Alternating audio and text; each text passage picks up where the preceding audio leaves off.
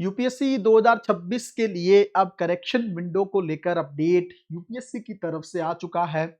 हम लोगों ने शुरू से आप लोगों को ये बताने की कोशिश की कि यूपीएससी इस बार करेक्शन विंडो देगा। नोटिफिकेशन में इस चीज का उल्लेख नहीं था, इसलिए बहुत सारे लोग परेशान हो रहे थे। मुझे लगता है डिलाइट आईएएस पहला मंच था जिसने करेक्शन विंडो को लेकर बात उठाई थी, है ना। उसके बाद यूपीएससी का अपडेट आया कि 3 दिन के लिए करेक्शन विंडो मिलेगा। फिर ये था कि शायद क्योंकि 24 फरवरी को खत्म हो रहा था फॉर्म भरने की जो लास्ट तारीख थी, उसके बाद ये था कि लगभग 25 से मिल जाएगी। लेकिन फिर मैंने आप लोगों को अपडेट किया कि करेक्शन विंडो जो है वो 28 तारीख से मिलने वाला है। अब यूपीएससी ने उसी चीज को लेकर थोड़ी मोहर लगा दी है। हम लोग देखेंगे कब से कब तक करेक्शन विंडो है और क्या कुछ आप लोग उसके अंदर चेंज कर सकते हैं। इस चीज को लेकर थोड़ा सा समझने का प्रयास करेंगे। अगर आप लोगों ने वीडियो को लाइक नहीं किया है तो सबसे पहले छोटा सा काम है, लाइक कर दीजिए, शेयर कर दीजिए और डिलाइट आईएएस को सब्सक्राइब कर लीजिए, क्योंकि अगर आप सब्सक्राइब करेंगे तो इससे आपको आने वाले टाइम में जो कुछ भी यूपीएससी और जितने भी स्टेट पीसीएस हैं और उसके अलावा तैयारी को लेकर बेहतरीन वीडियोस आप लोगों को देखने को मिलेगी। मोटिवेशनल शॉर्ट्स वगैरह, ईआर के शॉर्ट, प्लेसेस इन न्यूज, पता नहीं क्या कुछ इस चैनल पर आप लोगों को मिलता रहता है। तो उस चीज का फ्री ऑफ कॉस्ट बेनिफिट लेने के लिए चैनल को आप लोगों को सब्सक्राइब कर लेना चाहिए। डिलाइट आईएएस के टेलीग्राम चैनल पर थोड़ा सा प्यार दिखाइए। आप लोग अभी भी उसमें थोड़ी सी सुस्ती दिखा रहे हैं और मुझे समझ में नहीं आ रहा कि इसके पीछे रीजन क्या है ना। अगर वहां पे आपको कंटेंट अच्छा मिल रहा है, अपडेट्स मिल रही हैं, तो आपको उसको भी ज्वाइन कर लेना चाहिए। डिस्क्रिप्शन में लिंक दिया हुआ है, जल्द से जल्द उसको ज्वाइन करके अपनी चीजों को वहां पे दिखाएं।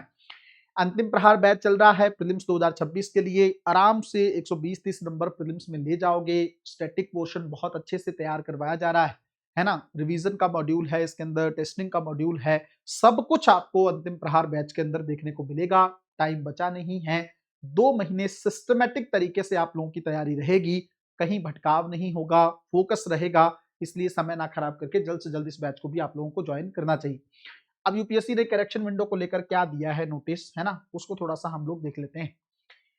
यूपीएससी ने कहा है कि भाई कैंडिडेट्स को हेल्प करने के लिए, ताकि वो नेसेसरी चेंज कर सकें, है ना, एप्लीकेशन फॉर्म सबमिट करने के बाद, और इससे हेल्प मिलेगी उनको ट्रांसपेरेंसी और provide candidates on the opportunity to correct the errors, है ना। सबसे इंपॉर्टेंट चीज जो बार बार मैंने आप लोगों को कही है कि त्रुटियां मानवीय स्तर पर जो कुछ हो जाती हैं उनको सही करने के लिए करेक्शन विंडो आप लोगों को मिलेगा, है ना।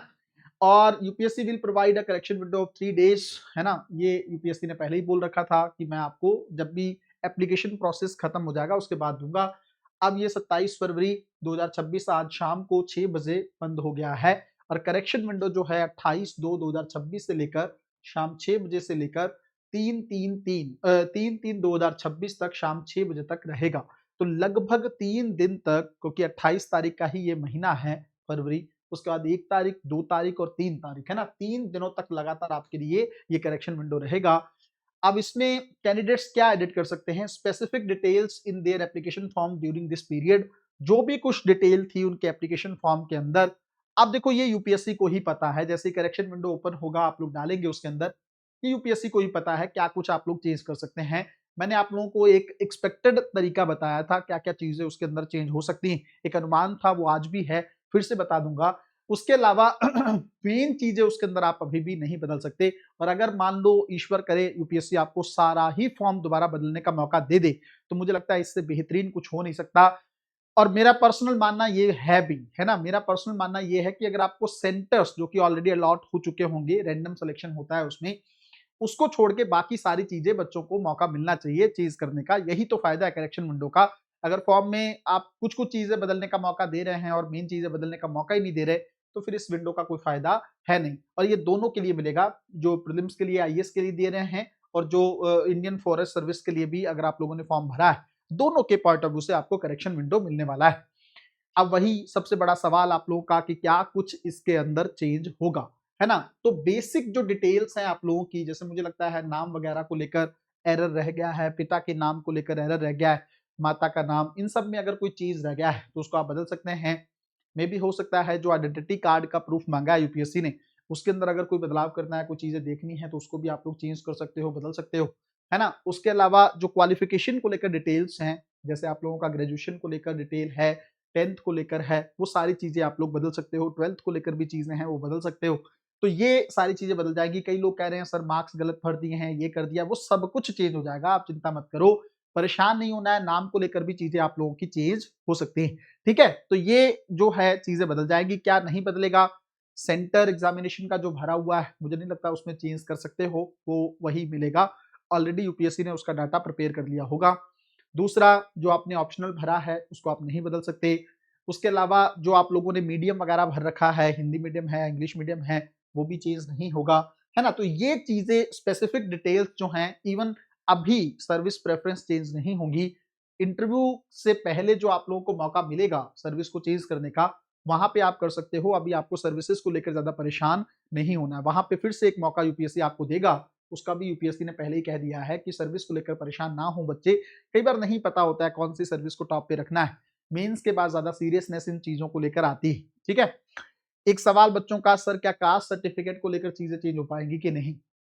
जहां तक मुझे लगता है ये शायद ही यूपीएससी इसको बदलने का मौका दे, बट अगर दे दे, है ना, तो ये भी बेहतरीन है। कई बच्चे ऐसे होते हैं जिनको नहीं पता होता कि कास्ट सर्टिफिकेट किस डेट का बनाना है, उनको लास्ट में जाके पता चलता है। तो कम से कम अगर उनको मौका मिल जाएगा तो बिना मतलब का स्ट्रेस नहीं रहेगा उनको एग्जामिनेशन में जाने से पहले। वरना वो एग्जाम में यही सोच सोच के परेशान रहेंगे, कहीं यूपीएससी हमें बाहर तो नहीं कर देगा, कहीं कास्ट सर्टिफिकेट के चलते हमारी सर्विस तो नहीं रुक जाएगी। कहने का मतलब ये है कि अगर फॉर्म में आपसे कमी रह जाती है ना, तो फिर वो आपको पूरे प्रोसेस तंग करती है। आपका दिमाग फ्री नहीं हो पाता इन चीज़ों से कि भाई मैंने अगर एग्ज़ाम भी निकाल दिया, क्लियर भी कर दिया, तो क्या मेरे को सर्विस मिलेगी कि नहीं मिलेगी? ये चीज़ें कहीं न कहीं पे आप लोगों के दिमाग में आती रहती हैं। आई होप यूपीएससी मैक्सिमम चीज़ों को बदलने का मौका दे। फिर भी अगर किसी बच्चे को कोई दिक्कत लगे करेक्शन विंडो में, है ना? कोई भी आपको डाउट हो, तो डिलाइट आईएएस के टेलीग्राम चैनल का जो डिस्क्रिप्शन ग्रुप है ना? डिस्कशन का जो ग्रुप है उसके अंदर आप लोग जो है मैसेज कर सकते हो। कल भी 1-2 बच्चों ने मैसेज किया था, मैंने वहां पे रिप्लाई कर दिया था। तो आप लोग वहां पे मैसेज कर सकते हो। टेलीग्राम चैनल को ज्वाइन करेंगे, उसके अंदर डिस्कशन ग्रुप अलग से बना हुआ है, वहां पर बहुत सारे बच्चे हैं, वहां पे आप भी ज्वाइन कर सकते हो। कोई भी डाउट आने वाले टाइम में आप लोगों को रहेगा, तो वहां पे सॉर्ट आउट आप लोग कर सकते हो। करंट अफेयर 36 महीने का चल रहा है, खूबसूरत बैच है। करंट अफेयर का पूरा स्ट्रेस ही आप लोगों का खत्म हो जाएगा। मुझे लगता है इसके अंदर अभी तक 17 क्लासेस हो चुकी हैं। और इन क्लासेस को जब आप देखोगे ना, तो आपको लगेगा कि यार करंट अफेयर को मुझे कहीं भी जीवन में करने की जरूरत ही नहीं है। चाहे वो प्रीलिम्स हो, चाहे मेंस हो, सब कुछ सिस्टमैटिक तरीके से मैं करवा रहा हूँ। पॉलिटी का करंट अफेयर मैंने इसमें करवा दिया है, आईआर का करंट अफेयर हो चुका है ना? जो लेटेस्ट अपडेट है उसको छोड़ के इकोनॉमी हम लोग खत्म होने की कगार पे कर रहे हैं, और उसके बाद हम लोग इन्वायरमेंट को स्टार्ट करने वाले हैं। तो करंट अफेयर का पूरा बर्डन अगर आप उतारना चाहते हैं, तो इस बैच को ज्वाइन कर लो। 30 से 40 नंबर बढ़ जाएंगे, बिना मतलब आप लोग टाइम को वेस्ट कर रहे हो, समय निकल जाएगा, तो फिर आपको सिर्फ और सिर्फ आपके हाथ में पछतावा रहेगा, उसके अलावा कुछ भी चीजें नहीं रहेगी। करेक्शन विंडो अपडेट हो जाए तो उसके बाद तुरंत जो है आप लोगों को फोकस करना है अपनी तैयारी को लेकर, बट पहले आप इस चीज को निपटा लो, तो हम लोग बाद में बेहतरीन तरीके से स्ट्रेटेजी को भी डिस्कस कर लेंगे। मिलते हैं अगली वीडियो में, तब तक अपना ध्यान रखें, अपनी पढ़ाई को बहुत अच्छे तरीके से करते रहें। बहुत बहुत धन्यवाद।